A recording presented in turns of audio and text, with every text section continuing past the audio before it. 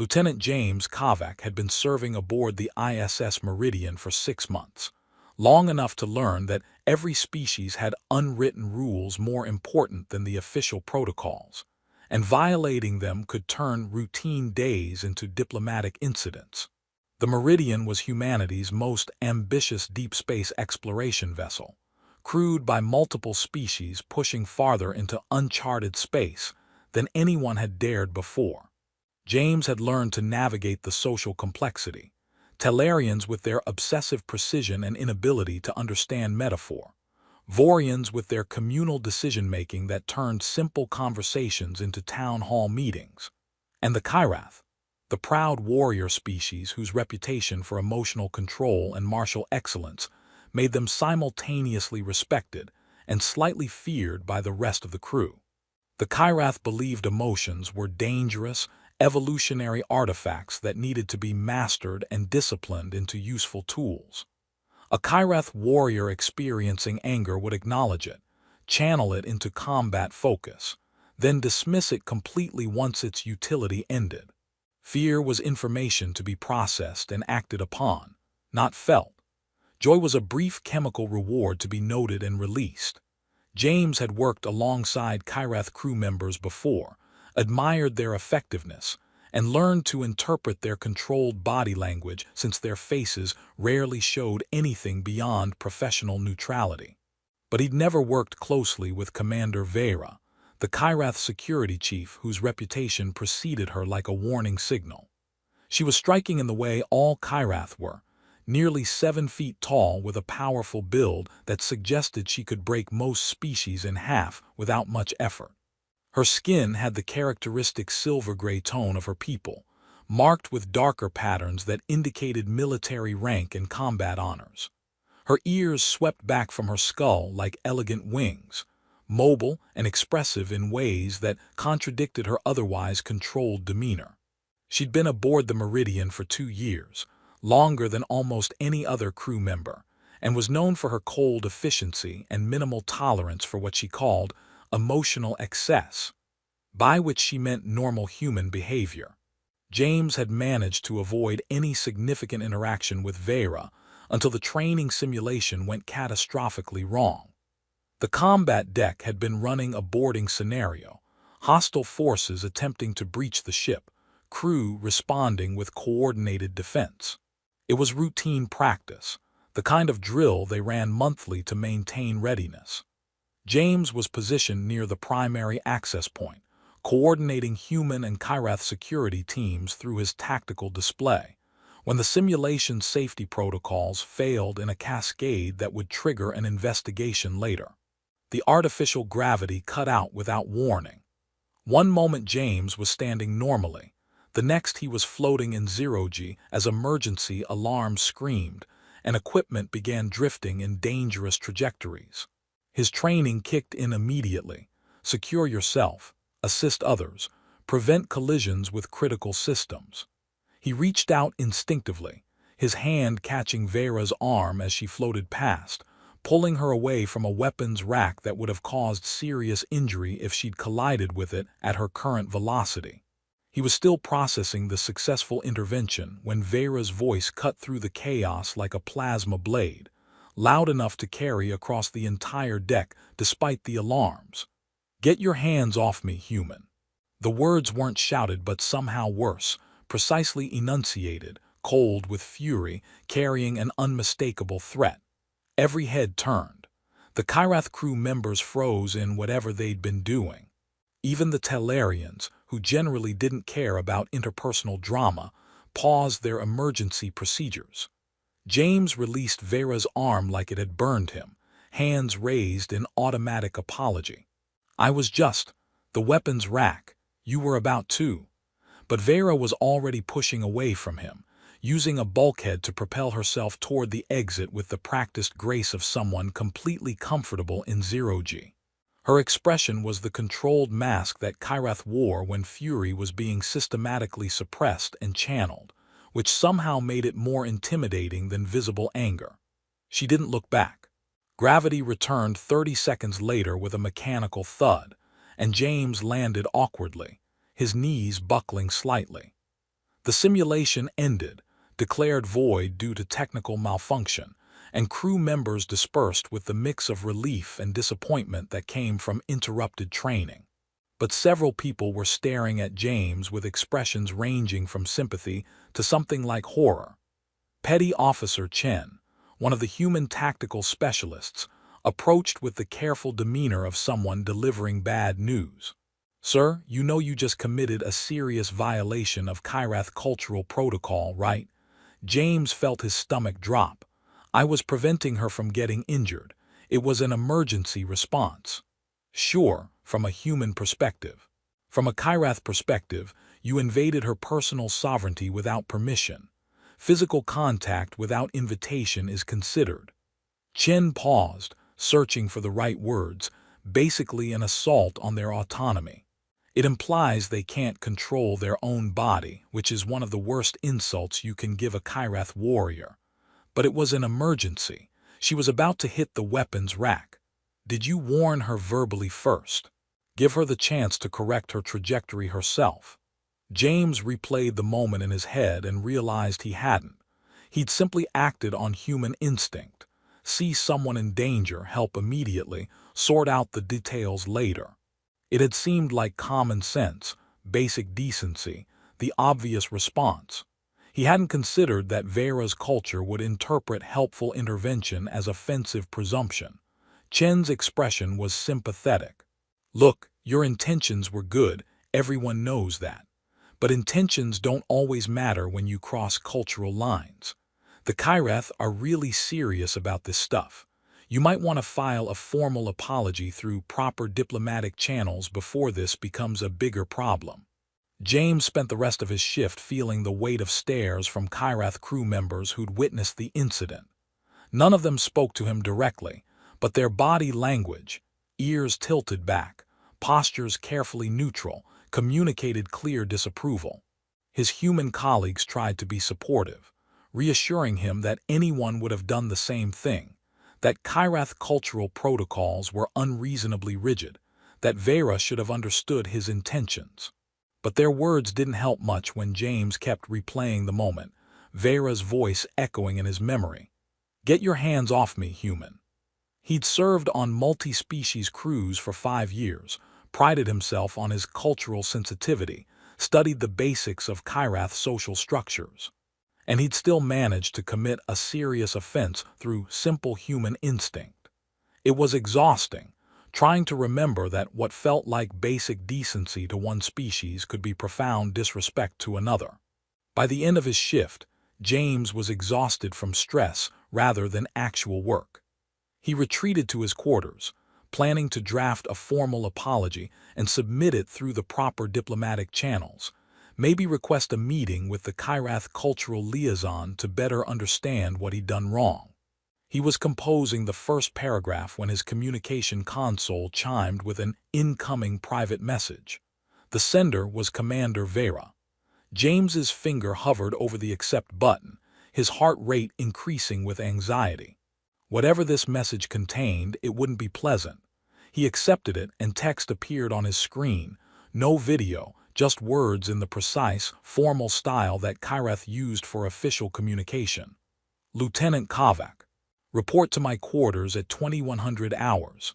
Come alone. This matter requires private resolution. Do not discuss this summons with other crew members. Confirm receipt." James read it 3 times, trying to decode the subtext. Private resolution could mean anything. Was she planning to formally reprimand him away from official channels? Challenge him to some kind of Kyrath honor combat? Simply berate him in private for his cultural ignorance? He had no idea, but the message's tone was absolutely clear. This wasn't optional, and he wasn't to tell anyone where he was going. He confirmed receipt with a simple "understood. Will comply." Then he sat staring at his console, trying to calm the anxiety spiraling through his chest. 2 hours until 2100. 2 hours to imagine every possible scenario, most of them unpleasant. James used the time to research Kyrath cultural protocols around personal violations, hoping to better understand the severity of his offense and what private resolution might entail. What he found wasn't encouraging. Physical contact without explicit permission was indeed considered a serious violation among Kyrath, not quite as severe as physical assault, but not far below it. The offense wasn't about the contact itself, but what it implied. That the recipient couldn't control their own body or situation, that they needed outside intervention, that they were weak or incompetent. For a warrior species that prided itself on perfect emotional and physical discipline, such implications struck at the core of their identity.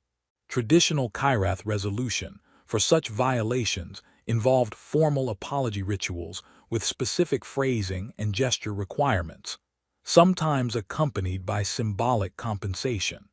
More serious violations could escalate to honor challenges or formal marks against one's record. James hoped that whatever Vera had planned fell into the formal apology category, though the private nature of the summons suggested something outside standard protocols. At 20:55, James left his quarters and made his way through the ship's corridors toward the officer housing section, where senior crew maintained private quarters. The Meridian operated on a roughly Earth-standard day-night cycle, and at this hour, the corridors were quiet, lighting dim to encourage rest for off-duty crew. He passed a few Talarians conducting their evening precision rituals, and one human ensign who nodded a greeting without speaking.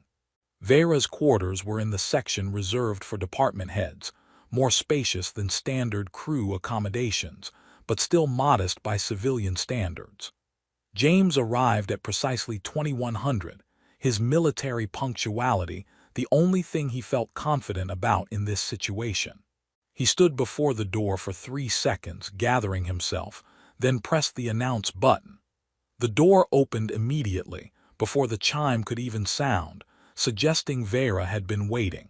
She stood in the doorway, blocking his view of the interior, and James found himself looking up slightly to meet her eyes. She'd changed from her uniform into something more casual, dark-fitted clothing that still suggested military discipline, but without the formal markers of rank. Her ears were tilted slightly forward, a position he didn't know how to interpret. Enter. Not an invitation, a command. She stepped aside just enough to let him pass, and James walked into her quarters, hearing the door seal behind him with a soft hiss that felt oddly final. Vera's quarters were exactly what he would have expected if asked to imagine them. Spare and organized with geometric precision, everything in its designated place. One wall displayed weapons, ceremonial blades and what looked like training equipment, arranged with careful attention to aesthetic balance. A meditation space occupied one corner, marked by a mat and small altar holding objects whose significance James didn't understand. The sleeping area was separated by a partial divider, visible but private. No decorations, no personal items that didn't serve a purpose, nothing frivolous or merely comfortable. James stood awkwardly in the center of the main room, while Vera moved past him to stand near the viewport that showed the starfield beyond. She seemed to be gathering herself, and he waited, following the basic protocol of letting her speak first since he was the one who'd caused offense. When she finally turned to face him, her expression was still that controlled Kyrath neutrality, but something in her posture had shifted. "Lieutenant Kovac, I did not summon you here to continue the conflict from earlier today." James felt a small measure of relief, though he kept his expression carefully neutral. "Commander, I want to apologize for..." She raised one hand, cutting him off mid-sentence. "Your apology is noted, but not why I asked you here. I have a different matter to discuss, one that requires your cooperation and discretion." James waited, genuinely confused now about where this was going. Vera seemed to be choosing her words with unusual care, which was notable for a species that always spoke with precision. "I am conducting research into human emotional processing. Specifically, I am attempting to understand how your species functions effectively in high-stress situations despite your lack of emotional discipline." This has been my personal research project throughout my assignment on this vessel. Whatever James had been expecting, it wasn't this. I'm not sure I understand, Commander. Kyrath culture views emotional control as essential to effective operation. We master our feelings, channel them into useful purposes, then dismiss them. Your species does not do this.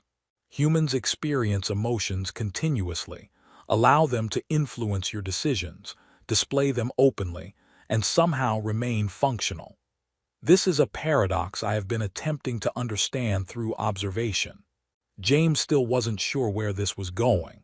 That's an interesting research topic, Commander. Observation has proven insufficient. I can see emotional reactions but cannot comprehend the internal experience that drives human behavior. I need a different approach. Vera paused, and James noticed her hands were clasped behind her back in a way that suggested tension despite her controlled voice. Kyrath neurology includes specialized empathic receptors that allow limited emotional connection through direct physical contact. This capability is rarely used in our culture, reserved for specific medical or ceremonial purposes. But it would allow me to experience human emotional processing directly rather than observing it from outside. James felt his pulse quicken as he realized what she was suggesting. You want to use this empathic connection on me to feel what I feel? Yes, with your consent. Vera's ears tilted slightly downward, a position that conveyed something like uncertainty.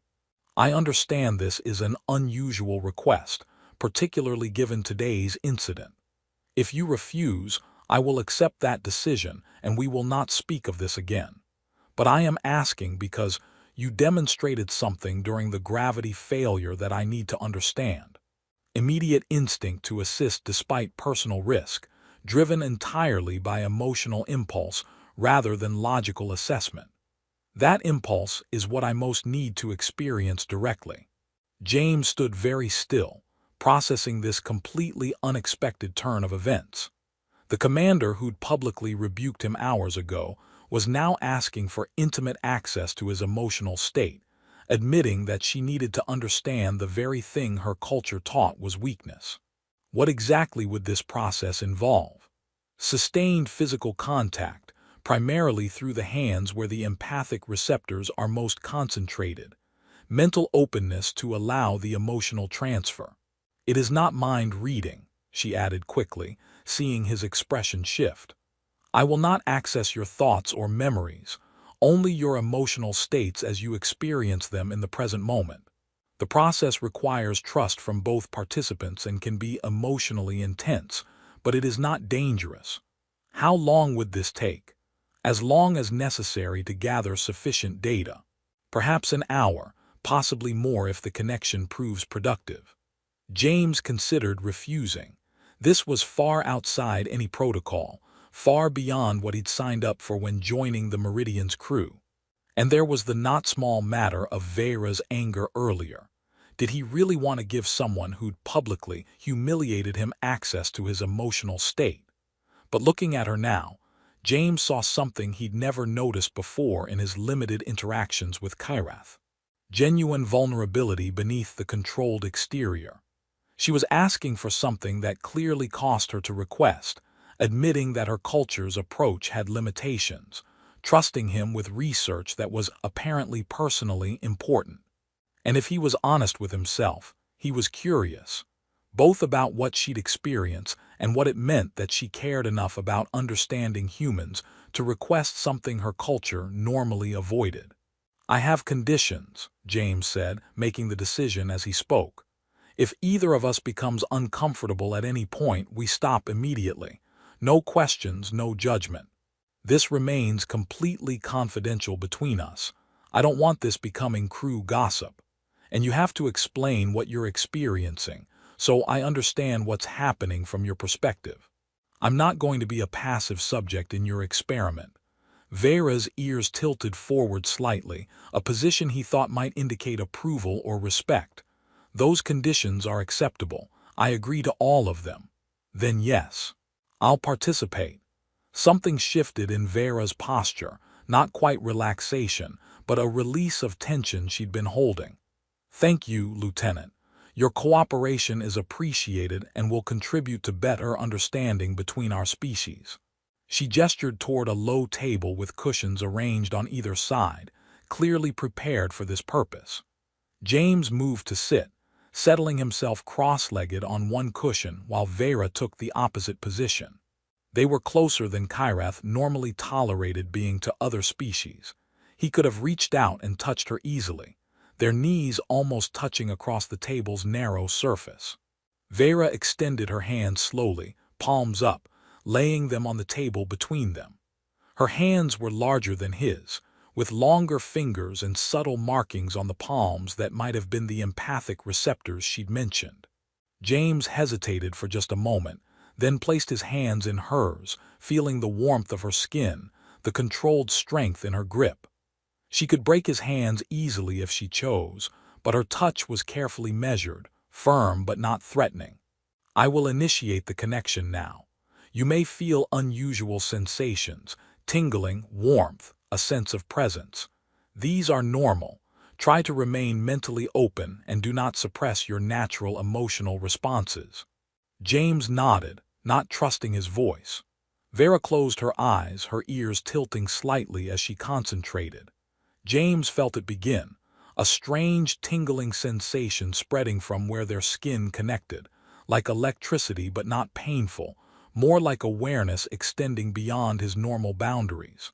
The tingling intensified, spreading up his arms, and then suddenly Vera's eyes snapped open wide and she gasped, the first truly uncontrolled reaction he'd seen from her. Her grip on his hands tightened involuntarily, not painfully but with startled strength. Her breathing quickened, her ears tilting rapidly through several positions that suggested confusion and something like shock. James started to ask if she was okay, but she shook her head sharply, clearly trying to process something overwhelming. "This is..." Vera's voice was strained, lacking its usual precise control. "I did not expect. There is so much." James tried to understand what she was experiencing. To him, his internal state felt normal, the usual background noise of various minor emotions, curiosity about this situation, residual anxiety from earlier baseline contentment from being off-duty. Nothing particularly intense or unusual. But watching Vera's reaction, he realized that what felt normal to him must be overwhelming chaos to someone whose culture spent their entire lives suppressing emotional experience. "What are you feeling?" James asked, keeping his voice gentle. "Everything, simultaneously. How do you function like this?" Vera's eyes were still wide, her controlled composure thoroughly cracked. "There are at least 6 distinct emotional states present at once, all active, all competing for attention, and beneath them more like layers extending downward infinitely. I cannot." She paused, clearly struggling to articulate. "Kyrath consciousness is quiet, ordered, emotions exist but distant, controlled. This is..." "Chaos?" James suggested. "Yes, but not disordered. There is structure, but it moves, shifts constantly. And you simply exist in this state without effort. This is normal for humans. We're always feeling multiple things at once. It's just how we work." Vera was quiet for a moment, her eyes closing again as she focused on the connection. James could feel her presence now, a strange awareness at the edge of his consciousness, like someone standing just behind him where he couldn't quite see. It wasn't invasive exactly, but definitely intimate in a way that made him suddenly self-conscious about what he was feeling. He tried to focus on calming thoughts, but that immediately backfired. Attempting to suppress emotions just made them more present, and he felt embarrassment spike as he became aware that Vera could sense his self-consciousness, which made him more self-conscious, which intensified the emotion, creating a feedback loop that probably wasn't helpful for research purposes. "Stop that," Vera said, her voice slightly stronger now. "You are trying to control your emotional state for my benefit. Do not. I need to experience your natural processing, not a performance." James forced himself to relax, to simply feel whatever he felt without trying to manage it. His embarrassment about the earlier incident surfaced immediately. He'd been trying not to think about it, but now it was there, a warm flush of social discomfort mixed with regret and frustrated confusion about cultural protocols. Alongside it, genuine concern for Vera's well-being, both from earlier when he'd reached out to steady her and now during this experiment. Curiosity about what she was experiencing, slight anxiety about whether this was appropriate. And beneath all of it, a kind of baseline contentment that came from being off-duty and engaged in something interesting rather than routine. "I feel your embarrassment," Vera said, her voice taking on a slightly wondering quality. "It is. Not what I expected, not paralysis or weakness. It is information. Your emotion is telling you that you violated my boundaries, pushing you toward corrective behavior. It is functional, not dysfunctional." "That's exactly what it is," James confirmed, surprised by her insight. "Emotions give us information about social situations, about what's important, about what needs attention. We don't control them so much as learn from them. This is not what Kirath teaching says about emotions. We are taught that feelings are primitive responses to be suppressed through discipline, that they interfere with rational thought. They can interfere if they're too intense, but mostly they work alongside rational thought, giving us data that logic alone can't provide. Social dynamics, threat assessment, personal values, emotions process that information faster than conscious thought." Vera was quiet again, and James felt her attention shifting through his emotional landscape, examining different aspects. It was strange being observed like this from the inside, but not as uncomfortable as he'd expected. If anything, there was something validating about being truly understood, having someone perceive his internal experience directly rather than trying to explain it through the always inadequate medium of language. "Your concern for my safety is present again," Vera observed. "Not as intense as during the gravity failure, but constant. Why? I am not in danger currently." James considered the question. "Because you're participating in an experiment that makes you uncomfortable, and I care about your well-being. It's not logical concern about physical danger. It's emotional concern about a person I'm working with. But we barely know each other. We have had minimal interaction before today. Doesn't matter. You're a person, you're my crewmate, you're doing something difficult. That's enough for humans to feel concern." There was a long pause, and James sensed something shift in Vera's presence in his mind. Surprise, maybe, or recognition of something she hadn't understood before. "This is why you reached for me during the gravity failure." "Yes." It was not logical. You could not have calculated the trajectories, could not have known whether intervention was necessary. You simply acted on emotional impulse to prevent potential harm. That's how humans work in emergencies. We act on instinct first, analyze later. The instinct comes from emotions, fear, protectiveness, concern. Those emotions evolved to keep us alive and keep our social groups intact. And I interpreted your instinct to protect as an assault on my autonomy. Vera's voice carried something James had never heard from a Kirath before: regret. "I was wrong. Not about my culture's protocols, those are real and meaningful, but about what your actions signified." James felt a wash of relief that he hadn't realized he'd been holding back. Vera must have sensed it through their connection because she added, "I feel that. Your relief. It is significant to you that I understand your intention, even though my public rebuke still stands as cultural fact." "Of course it's significant. I didn't want you thinking I was trying to insult you or establish dominance, or whatever the cultural violation actually meant in Kirath terms. The violation meant you presumed I could not manage my own physical trajectory, that I required outside intervention due to my own incompetence. It is an insult to suggest a Kirath warrior cannot control their own body, but you were about to hit the weapons rack. Perhaps, or perhaps I would have corrected my trajectory at the last moment. You did not allow me the opportunity to demonstrate my competence." James processed this, feeling the complexity of the situation. His instinct had been protective, hers had been offended, and both responses were valid within their respective cultural frameworks. "So what should I have done?" warned you verbally. "Yes. Give me information and trust that I will respond appropriately. If I fail to respond, then physical intervention becomes justified, but your first move should honor my autonomy." "That makes sense. I'll remember that." They continued the experiment for another hour, with James deliberately moving through different emotional states while Vera experienced them through their empathic connection and asked questions to better understand what she was perceiving. He thought about his family back on Earth, bringing up love and longing, complex emotions that Vera found fascinating because they combined pleasure and pain simultaneously in ways that Kyrath emotional discipline wouldn't permit.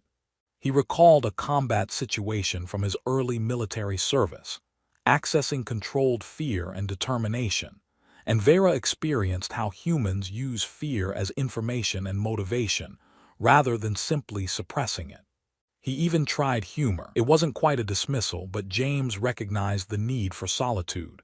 He stood, his legs slightly unsteady from sitting so long. "Commander, thank you for trusting me with this. I know it wasn't easy to ask." Vera's ears tilted forward slightly. "Thank you for agreeing despite my earlier treatment of you. I appreciate your willingness to assist me in understanding what I have spent my life believing was weakness." James left her quarters, stepping into the quiet corridor outside, and found himself needing a moment just to breathe. The empathic connection had been intense in ways he hadn't expected, and he felt strangely exposed, like someone had seen parts of him that he didn't usually share. But there was also something satisfying about being truly understood, about having someone experience his internal landscape directly rather than filtering it through inadequate explanations. As he walked back to his own quarters, James thought about Vera standing alone in her spare, controlled space, processing the chaotic emotional richness of human consciousness for the first time.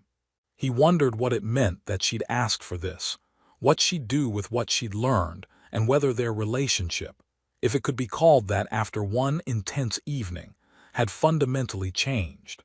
He suspected tomorrow would bring answers to at least some of those questions. For now, he was exhausted, emotionally drained in a way that physical exercise never achieved, and ready for sleep that would probably be full of strange dreams about empathic connections and the space between species. In her quarters, Vera stood motionless at her viewport, staring at the stars without really seeing them, her hands still tingling with residual sensation from the empathic contact. She had conducted this experiment expecting data, clinical information about human emotional processing that would satisfy her intellectual curiosity and perhaps improve interspecies cooperation. What she had received instead was something far more unsettling, the direct experience of what she had been taught her entire life to suppress and dismiss as weakness. And it hadn't felt weak. It had felt profound, complex, deeply functional in ways that Kyrath emotional discipline never acknowledged. For the first time in her life, Commander Vera questioned whether her culture's approach to emotions was superior, or if it was simply different, with costs and benefits her people refused to examine. The thought was heresy. It was also undeniable. She would need to speak with James again. Soon.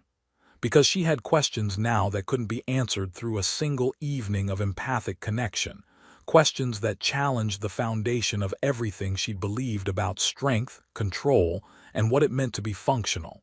But for tonight, she simply stood in the darkness of her quarters, feeling the echoes of emotions that weren't hers but which she'd experienced as intimately as her own heartbeat, and wondered what it meant that she wanted to feel them again. James woke the next morning half convinced the previous evening had been an elaborate stress dream, but the lingering sense memory of Vera's presence in his mind confirmed it had been real. He went through his morning routine on autopilot, shower, uniform, terrible coffee from his quarters dispenser that was somehow even worse than the mess hall's version. While trying to process what had happened and what it meant for his working relationship with the Kyrath commander. His shift started normally enough. Morning briefing, status updates, routine systems checks. Several crew members who'd witnessed yesterday's incident gave him curious looks, clearly wondering if there had been formal repercussions, but no one asked directly. James went about his duties with professional focus, managing tactical displays and coordinating security protocol with the various species representatives. He was reviewing the rotation schedule for the midday watch when his console chimed with an incoming private message. From Commander Vera, Lieutenant Kovac, I request your presence for continued research sessions. If you remain willing to participate, report to my quarters at 2100 hours tonight. We have much to discuss regarding yesterday's findings. The message was formal, almost identical in structure to yesterday's summons, but James noticed the subtle difference. Request, instead of the command phrasing she'd used before, and the acknowledgement that his willingness was a factor rather than an assumed given. He sent back a simple confirmation, then returned to his work, trying to ignore the mix of curiosity and nervousness settling in his chest. The day passed with the usual rhythm of shipboard life. The Meridian was currently in transit between star systems, conducting long-range scans and routine maintenance during the relatively calm journey. James handled a minor dispute between human and Tellarian crew members about proper procedure for equipment storage, reviewed security footage from the recreation areas, and tried very hard not to think too much about the evening's planned session.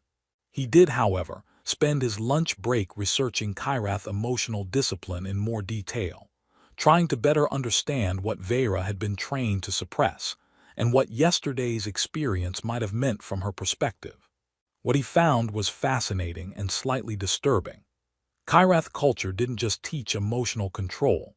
It was fundamentally structured around the belief that emotions were evolutionary artifacts from their species' primitive past, dangerous impulses that had to be systematically trained out of individuals to create a functional society. Kyrath children underwent intensive discipline training from early age, learning to identify emotional responses, categorize them, and channel them into approved outlets before dismissing them completely. Adults who failed to maintain adequate emotional control faced social consequences ranging from loss of status to exile from Kyrath communities. The entire culture was built on the premise that feelings made individuals weak, unreliable, and potentially dangerous to social order. Reading this, James better understood Vera's reaction to experiencing his emotional landscape.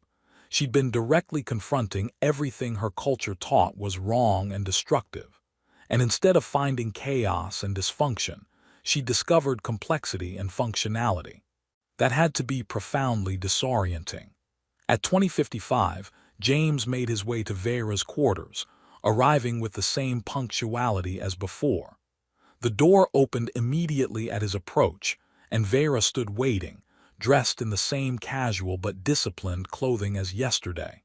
Her expression was controlled, but James noticed her ears were tilted forward in a position he was beginning to recognize meant focused attention or anticipation. "Lieutenant, thank you for returning."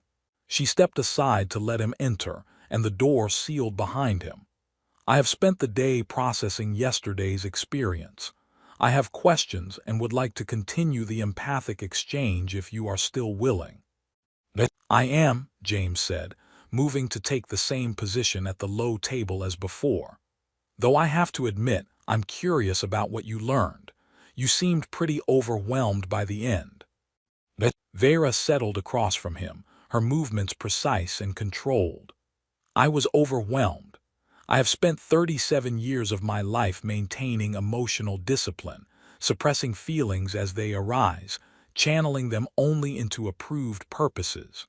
Experiencing your emotional state, the constant flux, the multiple simultaneous emotions, the way feelings inform your decisions without controlling them, it contradicted everything I have been taught about how consciousness should function."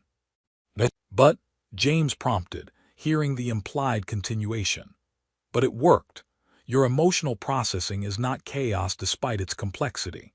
It is a sophisticated parallel system running alongside rational thought, providing data and motivation that logic alone cannot generate. I saw this clearly through our connection, and it has caused me to question fundamental assumptions about Kyrath's superiority in emotional discipline.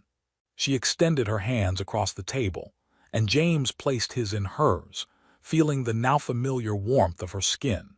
The empathic connection opened more smoothly this time, perhaps because both of them knew what to expect. James felt Vera's presence in his mind, that sense of being observed from within, and deliberately relaxed into his natural emotional state rather than trying to control it. "Today I want to understand specific emotions more deeply," Vera said, her eyes closed in concentration. "Yesterday you mentioned that humans experience loneliness on long missions. I felt it present in your background emotional state, but I did not understand it. Can you focus on that feeling?" James thought about loneliness, not the acute version that came from isolation, but the chronic low-level ache of being far from family and familiar places.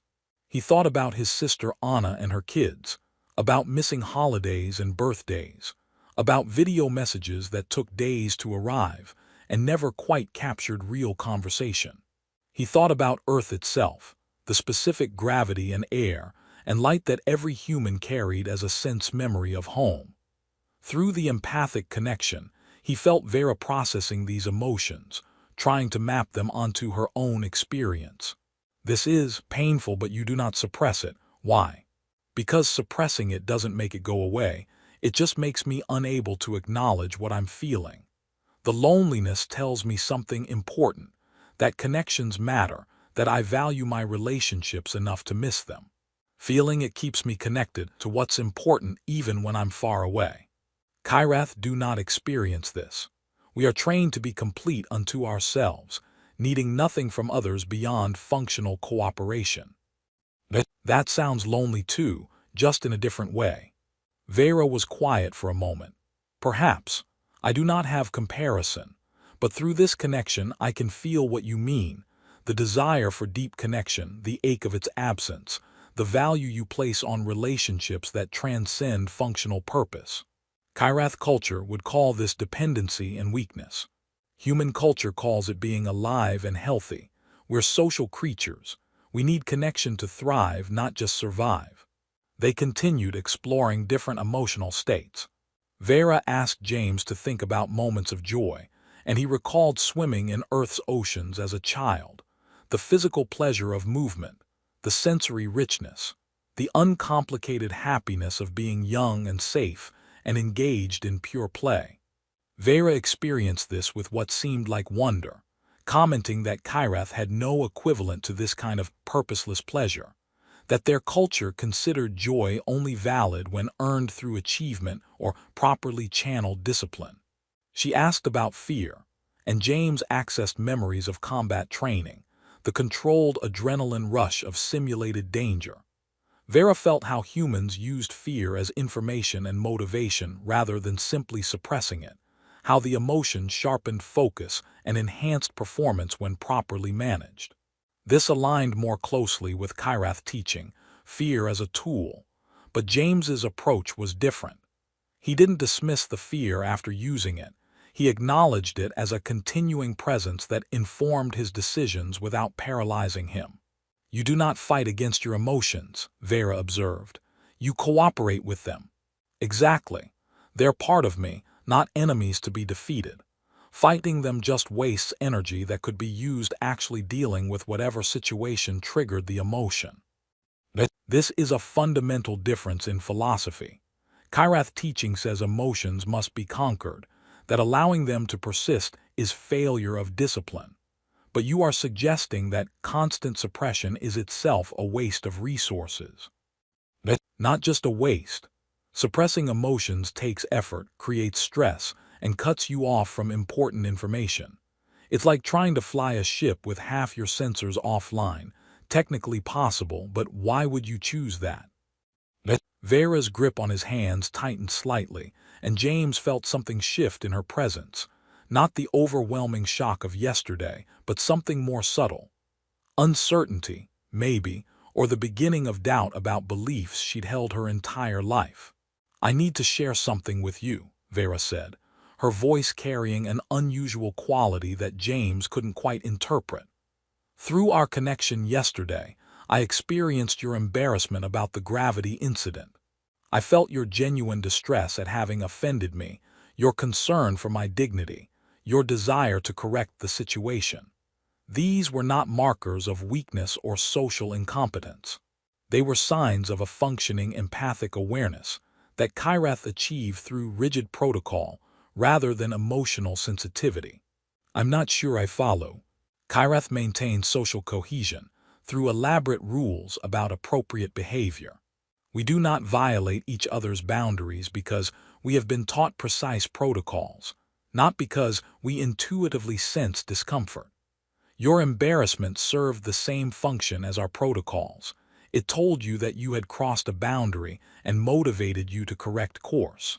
But your system is internal and automatic, while ours is external and learned." James considered this. "So you're saying humans use emotions as an internal social navigation system, while Kyrath use external rules?" "Yes, and I am realizing that perhaps neither system is superior.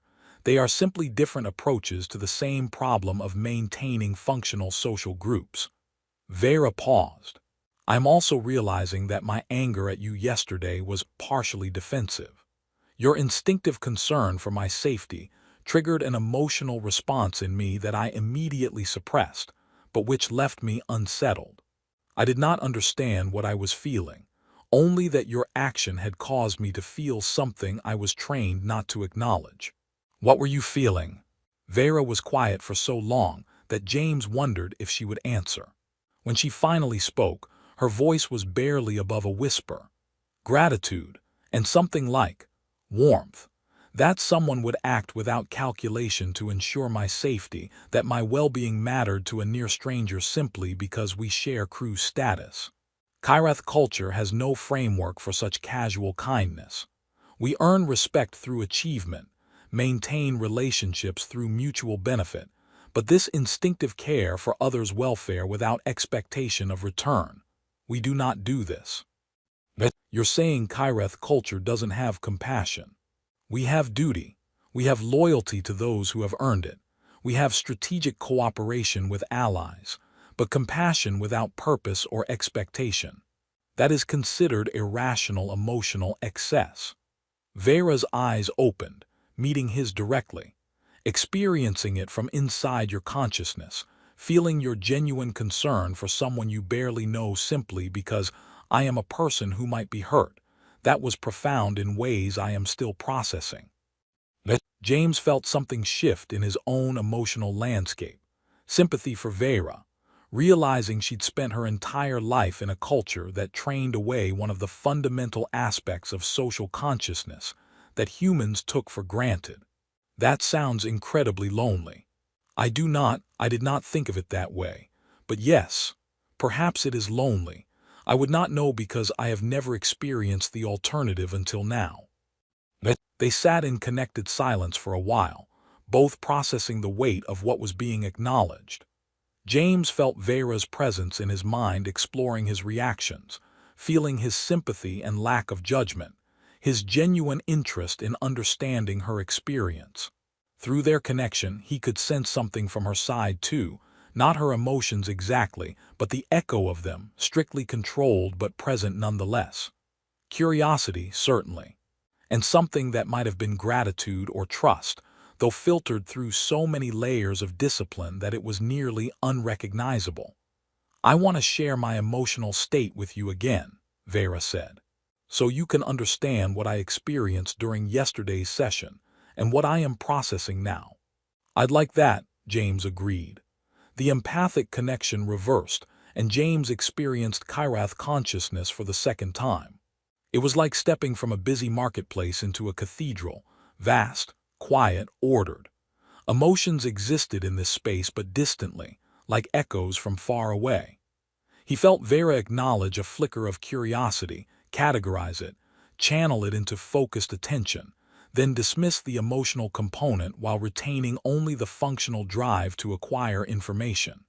The entire process took maybe 2 seconds and was so automatic she probably didn't consciously notice doing it. But James also felt something new this time. Tiny cracks in the discipline, moments where emotions weren't completely dismissed, where feelings lingered at the edges of consciousness despite training. Vera was aware of these cracks, and he felt her concern, quickly suppressed, that her emotional control was degrading after exposure to human consciousness. When they broke the connection, James took a moment to readjust to his own normal emotional complexity after experiencing Kyrath's silence. You're worried that experiencing human emotions is affecting your own discipline. Vera's ears tilted back slightly. Discomfort or embarrassment, he thought. Yes, I find myself noticing feelings that I would normally suppress without conscious attention. Yesterday, during my duty shift, I felt satisfaction at completing a task efficiently. That should have been dismissed immediately. Instead, I allowed it to persist for several seconds, simply experiencing the pleasant sensation. That is a failure of discipline by Kyrath standards. Or it's learning that emotions don't have to be enemies, James suggested gently. Maybe experiencing them doesn't make you weaker or less effective. Maybe it just makes you more complete. That is heresy against fundamental Kyrath teaching. Is it wrong, though? Vera stood abruptly, moving to her viewport with that characteristic need for space when processing difficult concepts. James remained seated, giving her room. After a long moment, she spoke without turning around.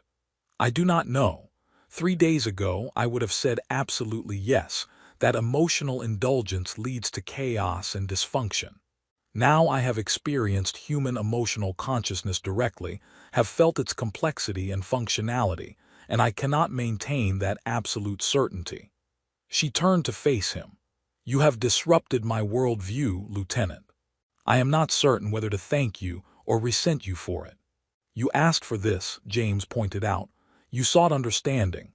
I sought data. I received something far more challenging. She moved back to the table but remained standing. I want to continue these sessions. Not daily. I need time to process between experiences, but regularly. Is that acceptable to you? Yes, James said without hesitation. I'm learning things too, about how different species process the same underlying realities. It's fascinating from a human perspective. Then we will meet again in 3 days, same time. Between now and then, I would appreciate if you did not discuss these sessions with other crew members. Not from shame, she added quickly, seeing his expression, but because I need to work through these questions privately before facing potential judgment from my own people. Of course, this stays between us. James left her quarters a short time later, his mind full of the evening's conversations and revelations. As he walked back to his own quarters through the Meridian's quiet corridors, he thought about empathy and understanding, about the vast distances between species that could sometimes be bridged through direct experience, and about a Kyrath commander whose carefully maintained worldview was beginning to crack around the edges. Behind him, in her spare quarters, Vera stood motionless and allowed herself to feel something she would normally suppress immediately. Hope that these sessions would continue, that this strange connection with a human who saw her emotions as valuable rather than problematic might lead somewhere unexpected. She acknowledged the hope, let it persist for a full 10 seconds, and only then, with conscious effort, dismissed it into the disciplined silence that Kyrath consciousness demanded. But it had been there. She had felt it. And that mattered in ways she was only beginning to understand. The sessions continued over the following weeks, falling into a rhythm that felt both routine and profound. Every 3 or 4 days, James would report to Vera's quarters at 2100 hours. They would engage in empathic connection for an hour or more, and both would leave changed in ways that were difficult to articulate. The crew noticed nothing unusual. Their professional interactions remained correct. Training progress. The joy had been quickly suppressed as inappropriate emotional indulgence, but the memory remained. Through their reversed connection, James experienced what Kyrath consciousness had been before discipline training. Messier than adult Kyrath emotional silence, but still more controlled than human baseline. He felt the moment when young Vera had recognized the joy, felt the fear that came with it, fear of being undisciplined, fear of disappointing her teachers, and then the systematic suppression as she applied the training that would eventually become automatic. "You learn to be afraid of your own feelings," James said after they broke the connection. "Kyrath culture doesn't just teach discipline, it makes emotions themselves threatening."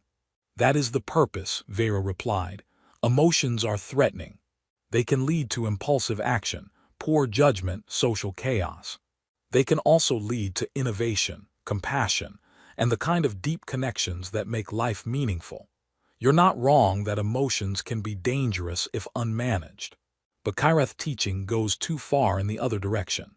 Vera was quiet, her ears tilted in that position James now recognized as deep contemplation. "I am beginning to agree with you. But that agreement comes with profound implications I am not prepared to face yet." Their 9th session marked a turning point. Vera arrived at their scheduled meeting time clearly distressed. Her ears were tilted back, her movements less controlled than usual, and James noticed her hands were trembling slightly before she clasped them behind her back. "What happened?" he asked immediately, concern overriding protocol. "I have made an error," Vera said, her voice tight with controlled emotion. "Or perhaps not an error but a choice that will have consequences I did not anticipate." She explained that during a department meeting earlier that day, one of her junior officers, a young Kyrath named Tersh who was struggling with the stress of first deep space assignment, had made a tactical error in presenting a security assessment. The mistake was minor but embarrassing, and by Kyrath protocol, Tersh should have been formally corrected in front of the assembled officers to reinforce proper procedure. Instead, Vera had found herself responding with compassion, recognizing Tersh's stress, understanding the emotional pressure driving the error, and choosing to address the mistake privately after the meeting rather than public correction. She'd even expressed understanding of the challenges Tersh was facing, offered support, and suggested strategies for managing assignment stress. "This was inappropriate by Kyrath standards," Vera continued. "Public correction serves a purpose. It reinforces standards and demonstrates impartial leadership. My private approach was emotional indulgence that could be interpreted as favoritism or weak leadership. Or it could be interpreted as compassionate leadership that recognizes individual circumstances while still maintaining standards," James countered. What was Tersh's reaction? Gratitude and confusion. He did not understand why I would show concern for his emotional state rather than simply correcting his error. Vera moved to her meditation space, sitting on the mat with rigid posture. "But James, I did it because of our sessions. Because I have learned from experiencing your emotions that compassion is not weakness, that understanding others' internal states improves rather than undermines effective leadership. I have allowed human emotional processing to influence my Kyrath command decisions." James sat across from her, recognizing the crisis this represented. "You think you've compromised your integrity as a Kyrath officer?" "Yes and no. I am confused, which itself is unfamiliar. Kyrath certainty has been compromised by human emotional complexity, and I do not know if this is growth or corruption of my cultural identity. Can I offer a perspective?" Vera's ears tilted forward slightly listening. "You haven't stopped being Kyrath," James said carefully. "You've added to your capabilities without subtracting from them. You still have your discipline, your training, your cultural strengths. But now you also have expanded understanding of emotional dynamics that makes you more effective at leading a multi-species crew. That's not corruption, that's evolution. Kyrath culture does not value evolution of this kind. We value perfection of what we already are, not transformation into something different. Then maybe Kyrath culture has limitations worth examining. Maybe the reason you volunteered for this research in the first place is because part of you suspected there were things about emotions your culture wasn't acknowledging. Vera was very still, and James recognized he'd touched something profound. Finally, she spoke, her voice barely above a whisper. When I was young, before full discipline training, I asked my mother why we had to suppress feelings if they were simply going to arise again. She told me that was proof emotions were flaws to be corrected through discipline. But I wondered, if feelings keep arising despite suppression, perhaps they are not flaws but essential aspects of consciousness that we are training away rather than training to use properly. You've been questioning Kyrath, teaching about emotions your entire life. Yes, but questioning and acting on that questioning are different things. These sessions with you have moved me from intellectual curiosity to lived experience that contradicts my culture's fundamental assumptions. I do not know what to do with that. James extended his hands across the space between them. Maybe tonight we don't do the empathic connection. Maybe tonight we just talk, as people trying to figure out difficult truths together. Vera looked at his offered hands for a long moment, then reached out and clasped them without initiating the empathic link. Just physical contact, human and Kyrath hands joined across species and cultural differences. I appreciate this, James, more than I can adequately express through words. You have given me something I did not know I needed. Permission to question what I have been taught without judgment or expectation that I will abandon my culture entirely. You don't have to abandon your culture. You just have to decide which parts serve you and which parts limit you unnecessarily. They talked for hours that night. No empathic connection, just conversation between two people navigating the complicated space between cultural identity and personal growth. Vera described Kyrath society in more detail than she ever had before, the beauty of their discipline and achievements, but also the costs. Kyrath who failed to maintain adequate emotional control and were exiled. The impossibility of certain kinds of intimate connections when everyone was trained to be completely self-sufficient. The way strict emotional discipline sometimes prevented creative problem-solving that required intuitive leaps. James talked about human emotional struggles, the way unmanaged feelings could indeed lead to poor decisions, the existence of human cultures that had toxic relationship patterns precisely because emotions were allowed to run without healthy boundaries, the fact that not every emotional impulse should be acted upon. He acknowledged that Kyrath's concern about undisciplined emotions wasn't entirely wrong. Emotions needed to be understood and managed, just not suppressed to the point of elimination. Perhaps what I am learning, Vera said as their session was ending, is that there is a middle path between Kyrath suppression and human free expression, not abandoning discipline but applying it more selectively, not eliminating emotions, but channeling them toward useful purposes while still allowing their information and motivation to be felt. That sounds like wisdom, James agreed. And it sounds like something that could benefit both our species if you can figure out how to teach it. Vera's ears did that flutter of pleased recognition. You think this research has applications beyond my personal growth? Absolutely. Imagine Kyrath officers who maintained their incredible discipline and combat effectiveness, but also had access to emotional intelligence that improved team cohesion and cross-species cooperation.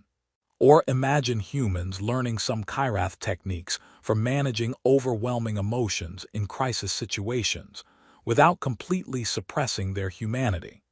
There's potential here for both species to learn from each other.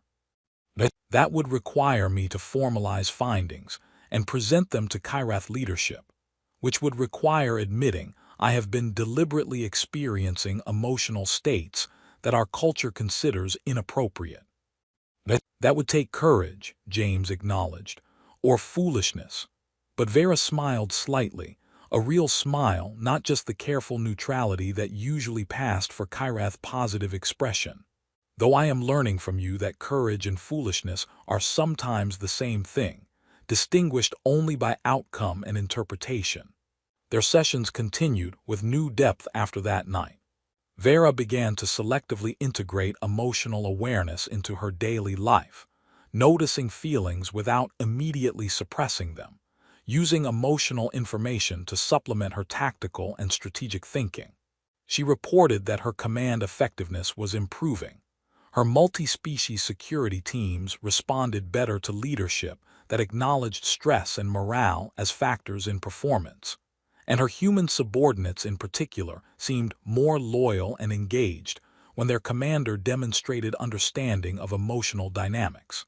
But Vera also faced growing internal conflict. The more she learned about and experienced emotional consciousness, the harder it became to maintain the strict Kyrath discipline she'd been trained to embody. She felt like she was living in two worlds simultaneously. The Kyrath world of disciplined emotional silence and the human world of acknowledged feelings, and wasn't entirely comfortable in either anymore. During their 14th session, Vera admitted something that clearly cost her to say aloud. I am beginning to care about you, James, not in professional respect or functional cooperation sense. I mean that your well-being matters to me beyond strategic or duty considerations. When you mentioned that your sister's child was born last week and you couldn't be there, I felt sadness for your loss of that moment. I did not suppress it immediately. I let myself feel concern for your emotional pain, and I wanted to offer comfort, though I have no framework for how to do so. James felt his heart rate increase. This was far more personal than their previous discussions had ventured. That's called friendship, Vera, or maybe the beginning of it. Caring about someone beyond what they can do for you, wanting their happiness even when it doesn't benefit you. Humans do this naturally, but for you, choosing to feel that despite your training, that's remarkable. It is also terrifying. Kyrath teaching says emotional bonds create vulnerability, dependencies that can be exploited. By allowing myself to care about your well-being, I have created a weakness in my otherwise disciplined consciousness. Or you've created a strength. People you care about become worth fighting for, worth protecting, worth the effort of being your best self. Human teams perform better when they have genuine emotional bonds, not just professional cooperation. I know this intellectually now. Feeling it directly is different. Vera's hands tightened around his, though the empathic connection wasn't active. I do not know what to do with these feelings. I cannot dismiss them as I was trained, but I am also not human enough to simply accept them as natural and appropriate. You don't have to be human. You can be Kyrath, who's learning that your culture's teaching about emotions isn't the only valid approach. You can integrate what you're learning with what you already are. That is what I am attempting. But James, you should know, if my people learn what I have been doing, the extent to which I have allowed emotional indulgence to influence my behavior, there will be consequences. At minimum, loss of command. Possibly exile from Kyrath society for insufficient discipline. James felt a spike of concern. Then maybe we should stop the sessions. I don't want you to lose everything because of research I agreed to participate in. No. Vera's voice was firm, her ears forward with determination. I do not want to stop. What I am learning matters more than maintaining perfect adherence to cultural expectations that I increasingly believe are flawed. If I must choose between Kyrath approval and this expanded understanding of consciousness, I choose understanding. They sat in silence for a moment, the weight of that declaration settling between them. Vera had just chosen personal growth and truth over cultural conformity, and they both understood the magnitude of that decision. Then we continue, James said, but carefully. We document the research properly, build a case for its value, and when the time comes to present findings, we do it in a way that emphasizes benefits to both species rather than framing it as rejection of Kyrath teaching. You would help me with this, even though it is my research and my cultural conflict. We're friends, remember, or at least that's what you just admitted to feeling. Friends help each other through difficult things. Vera's expression softened in a way that James had never seen in a Kyrath before, open, vulnerable, genuinely moved. Yes, we are friends. Thank you, James, for helping me understand what that means. The next weeks brought both growth and complications. Vera's command style continued evolving, incorporating emotional intelligence while maintaining Kyrath effectiveness. Her security department's performance metrics actually improved, particularly in scenarios requiring cross-species coordination or creative problem-solving under pressure. She began documenting these improvements carefully, building evidence that emotional awareness enhanced rather than compromised Kyrath capabilities. But the changes in her behavior didn't go unnoticed. Several Kyrath crew members expressed concern through formal channels that Commander Vera was displaying insufficient emotional discipline. She'd been observed offering encouragement to struggling subordinates, expressing satisfaction at team successes, even showing what appeared to be personal concern rather than purely professional interest in crew welfare. By Kyrath standards, these were all signs of degraded discipline. The situation came to a head when Commander Theron, a senior Kyrath officer from the Science Division, requested a formal meeting with Vera. James learned about it when Vera sent him a terse message. Theron has questions about my emotional discipline. May become complicated. Will contact you after. James spent his shift anxious and distracted, wondering what complicated meant, and whether their research sessions were about to become public in ways that would damage Vera's career. When she finally contacted him that evening, requesting he come to her quarters immediately, he practically ran through the corridors. He found her standing at her viewport, posture rigid with tension. Theron confronted me about emotional indulgence. He has been observing my command decisions and believes I am failing to maintain adequate discipline. He has filed formal concern with the Kyrath leadership liaison aboard the Meridian. What does that mean? It means my emotional control will be evaluated according to Kyrath standards. If I am found to have insufficient discipline, I will be removed from command and likely recalled to Kyrath homeworld for retraining or exile. Vera turned to face him, and James saw something he'd never expected to see in a Kyrath: visible fear. I told him the truth, about our research sessions, about deliberately experiencing human emotions, about learning that Kyrath teaching might be incomplete. He was appalled. Vera, I'm so sorry, this is my fault. No, she cut him off firmly. This is my choice. I knew the risks. I chose to continue despite them because what we were learning mattered more than maintaining perfect cultural conformity. She moved closer to him, her voice dropping. But James, I need you to understand something. If the evaluation goes poorly, if I am exiled from Kyrath society, I will have no people, no culture, no home. I will be functionally alone in the galaxy, neither Kyrath nor capable of becoming human. James felt his chest tighten with sympathetic fear for her. We won't let that happen. We'll present the research, show the benefits. Kyrath leadership may not care about benefits if they believe fundamental discipline has been compromised. But I will try. I have to try. Because the alternative is pretending the past months never happened, suppressing everything I've learned, returning to emotional silence that now feels like living death. James reached out and took her hands, not for empathic connection, just for physical comfort and support. Then we fight for this. We show them that what you've discovered isn't corruption but evolution. That Kyrath can maintain their strengths while adding new capabilities. And if they won't listen, he paused, not sure if he should say what he was thinking. Say it, Vera prompted. If they won't listen and if the worst happens, you won't be alone. You'll have friends. Human friends, multi-species friends, people who value who you're becoming even if your own culture can't. Something shifted in Vera's expression. Surprise, gratitude, and something deeper that James couldn't quite name.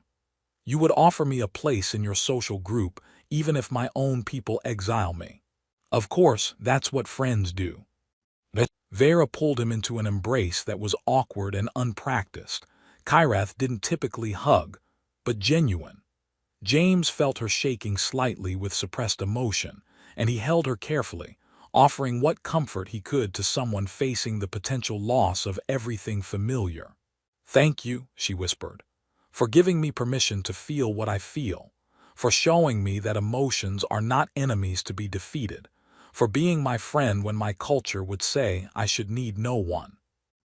They stood like that for a long moment, two people from different species connected by something that transcended cultural boundaries.